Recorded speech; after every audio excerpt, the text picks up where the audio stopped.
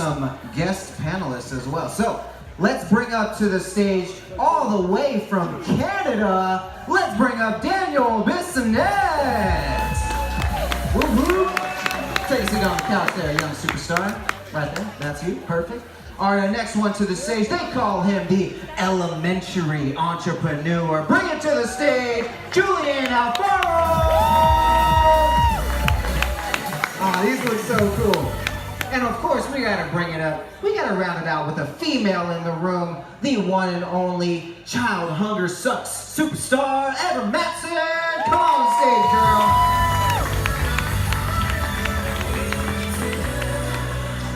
And what young entrepreneur panel would not be complete without our second host of the day? It's my one and only son, Isaac Lopez. Now, Danny's been on the stage enough, so I'm gonna let these boys take it. Where's this guy going? Where's he going? He's got to get his jacket. He's got to look fresh. I get it. I gotta look fresh. I wouldn't be on here without my jacket. I totally get it. He's got mama style points. Mama's like, get your butt over here and get that jacket on. That camera staring at you, boy. All right. Well, I'm gonna let you guys take it over from here. I'm gonna get off the stage now. You guys have fun. I want to start off with this real quick. People ask me a lot. They're like, who's your inspiration? Like, who do you watch to get motivation? People are like, I watch you for motivation every day, Caleb. Who do you watch for motivation? Well, I'll tell you who it's not. It's not Tony Robbins. It's not Gary Vee. It's not Arnold Schwarzenegger. It's not any of them. It is these kids up here right now. Like, when I tell you guys that this is one of the coolest pieces of footage that I'll ever have, because it's like literally sitting down with Oprah, Bill Gates, Warren Buffett, and all of them put together. So let's give it a round of applause up to all of them. Okay, so I want to start off with this. I got a question for you guys, all right? There's a lot of parents in the audience. You guys are what they want their kids to be, right? Would you guys agree with that? Like, what would you do if your kids were like them? So, what is your advice to them? Like, what would you do if you were a parent to like make kids like you? How do you think the way you think? Go ahead. Okay, so the people that you hang out with are the people that you become. So in class, if your kids are hanging out with the F- students in class, you will become that F- student. Now, if you hang out with the A+ students, you will eventually become that A+ student. So you need to definitely be hanging out with the right people in class or anywhere. Go girl! But sometimes it's the F- students that are the ones that start the successful business. See?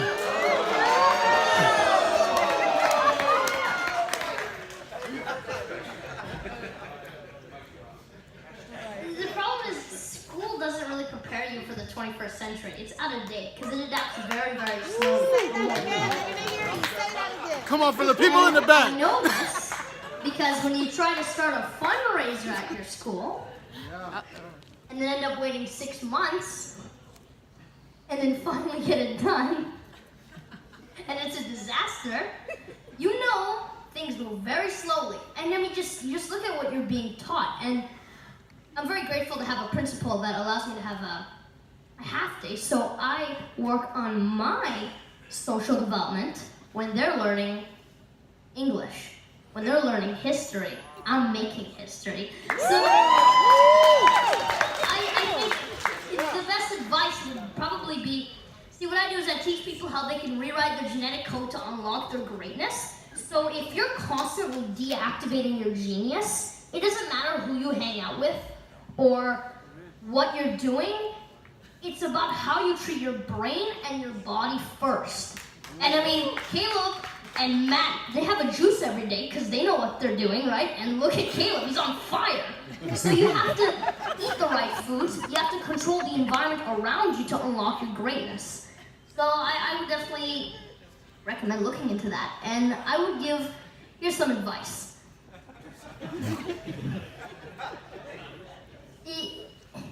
A lot of your mental performance is actually what you think you're worth, how smart you think you are. That's like 70% of your brain is what limitations you put on yourself, what caps. Oh, I'm only this smart. I cannot be this smart. I cannot do this. I cannot do that. This person's smarter than me. You're not going to be successful. There's one guy who was homeless, because his dad told him he was, you're not smart, you're just, and he became homeless because he believed that and everything. Then he decided to join the army to do something good for his country. And then you know what happened? It gave him an IQ test. Turns out he was very intelligent. He became a general. He survived the war. Then he started a successful business. He's not homeless anymore. He made billions. And he was smart. That tells you something. It's what's in here. So, I got this from Caleb. Maddix, he went to his friend's house, and his friend's mom gave him a $20 tip, and Caleb just asked him, what is that for? And then he's like, I did all my chores. And he's like, wow, you do this, and I take out the trash. He said I do my bed, and every time I do that, my mom will give me $20. And when he went home, Caleb said to Maddix, how come I don't get $20 by doing chores? And Maddix, he started giving him books, and every book he read, he would give him $20. So I recommend parents that instead of paying them for chores, start giving your kids success books and let them read it and give them $20 and write a summary of what it talked about. So that's a little advice for you parents. So, yeah. Okay, so next question will be, how do you serve your way to success? Okay, so you can't, okay, I serve my way to success like this. You can't give what you don't have. So I was so sad for the kids, but I couldn't just be sad sitting there looking out the window, just being sad. I had to do something about it. I had to make a solution. So I created my business called Child Hunger Sucks. So far, I've raised 15,000 meals for homeless children, and I'm on my way to raise 1 million meals, but I'm bringing mentors to these kids and meals, and that's how I am doing this. So I'm just really trying to work my way there and just do the best I can, hustle hard, grind, and just do it.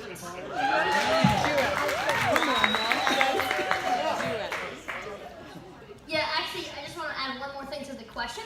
I recently created this little sneak peek of Daniel's Breakfast Burst, which is a book I made when I was 10 years old, sharing with people these carefully designed recipes that have the right foods in the right combinations at the right time to unlock your greatness. So text in the word Daniel to that phone number and you'll get that little book. It's a sneak peek, so you have an entire week of recipes, so you can try it out and you're definitely going to feel your performance enhancing.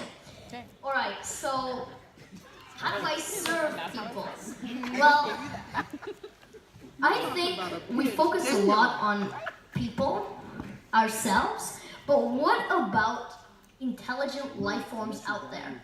There are creatures out there that are very, very intelligent that we could learn from. For example, the octopus. Who thought an octopus was a genius? Well, turns out that they have the ability to control their DNA with their mind. They can alter it like this, just by thinking about it. They can change their color, they can change their DNA, what DNA is turned on or off. Now, how are we treating the oceans?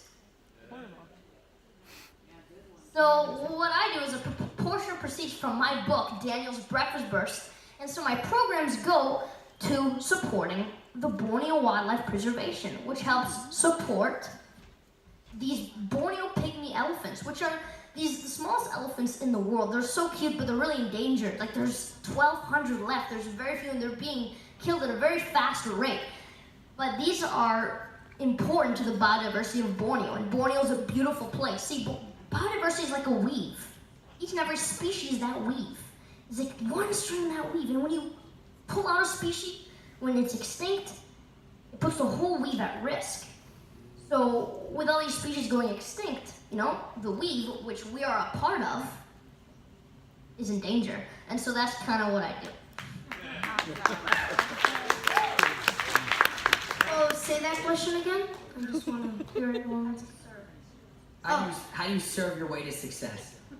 So I want to say how I serve people is I serve them like because I saw my book called The Elementary Entrepreneur, and I'm not selling, I'm serving, and I just want to say that you can find my book on Amazon or my website, The Elementary Entrepreneur, and I just want to serve kids. I want to impact kids. That's my #1 goal. To me, I want to impact kids. I started when I was 4 years old, or I was grinding since 5, and all my life I wanted to serve kids, and I was on my way to serve kids. And when I was 8 years old, I wrote this book, The Elementary Entrepreneur, to serve kids, and that's how I want to serve my way to life. That's awesome. Well, I got a question for you guys, okay? Here's what I know. I feel like out of most of the adults in the room, you guys can't even speak as good as these kids. That's what I'm saying. They get up here and they tear it up. Where do you guys get your confidence from? Like, how do you guys have so much confidence? You're not afraid to go on stage, not afraid to meet all these, like, you know, celebrities and stuff. Where do you get your confidence? I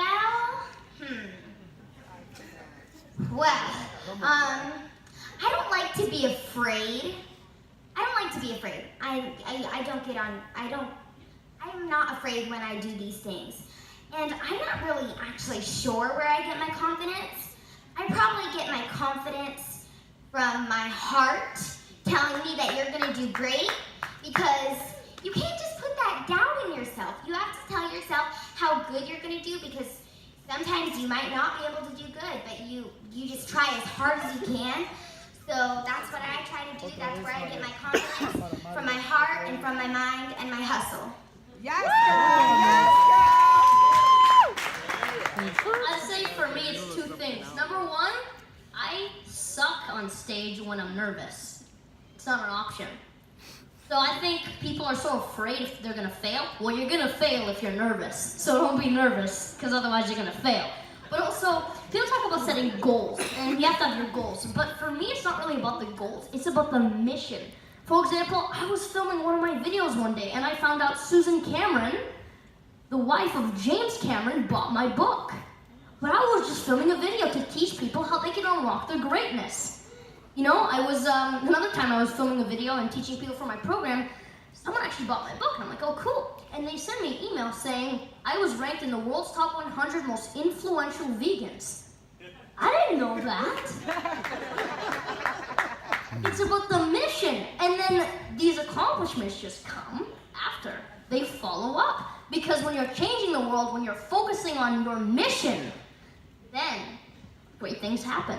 Yes. So I think that's where I get my confidence from. It's helping one kid at a time.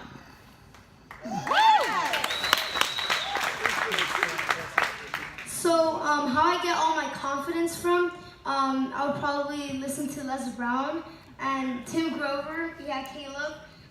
He speaks all kinds of stuff, all sorts of stuff, and also Daniel's just amazing. I would say that, and I just get my confidence by just getting up and just like feeling it. I just get up and feel the energy inside myself, get all that enthusiasm, wake up, splash some water on my face, just like eat a bunch, just that's how I get my confidence from. I just wake up and like say it's gonna be a great day, and I'm gonna be enthusiasm on my goals. I'm gonna say I will be enthusiasm in this event, and I just listen to people, and I just say to myself, get ready and put yourself up. Just like, don't be all lazy, like another day. Just be like, oh, this day is gonna be amazing, and put yourself up and start taking massive action. So yeah. Yes. Woo!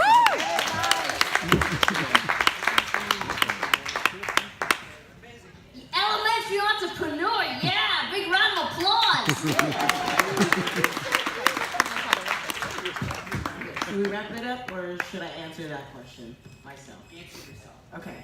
So at the age of 5, my dad used to bring me to events. Expos were my favorite kind of thing. I used to do back then, and he used to bring me to events and told me, hey, go get that girl's business card. Hey, go get that guy's business card. I used to collect business cards for I could help out the family, for we could contact them and help out. I lost my fear of talking to people because of that reason why my dad did that. Now I could talk to people without any fear of going up to anyone. Guys, let's give it up for these kids. Come on now. That was some good stuff. I love all the speakers. These guys were by far my favorite. Absolutely. Can Yeah, 100%. I tell a story really quick? Yeah. If she tells a story, you know she can. That's ever. All right. Let's Better do it. not say that. We're listening. I want to raise 1 million meals for homeless children. Yeah. And I'm going to tell you a story called the Starfish Story. And this represents me. A young girl was walking along a beach upon which thousands of starfish had been washed up during a terrible storm. As she came to each starfish, she would pick it up and throw it back into the ocean. People watched her with amusement. She had been doing this for some time when an old man approached her and said, "Little girl, why are you doing this? Look at the beach. You can't save all these starfish. You can't begin to make a difference." The girl seemed crushed, but after a few moments, she bent down, picked up another starfish, and hurled it as far as she could into the ocean. Then she looked up at the man and replied, "Well, I made a difference to that one." The old man looked at the girl intently and thought about what she had done and said. Inspired, he joined the little girl in throwing starfish back into the sea. Soon others joined, and all the starfish were saved. I can't raise 1 million meals on my own. I need your help. So if any person would like to donate today, follow me on my Instagram at Child Hunger Sucks. DM me to collaborate. Donate $1, donate $10, donate 10,000 meals, because I can't raise 1 million meals on my own. I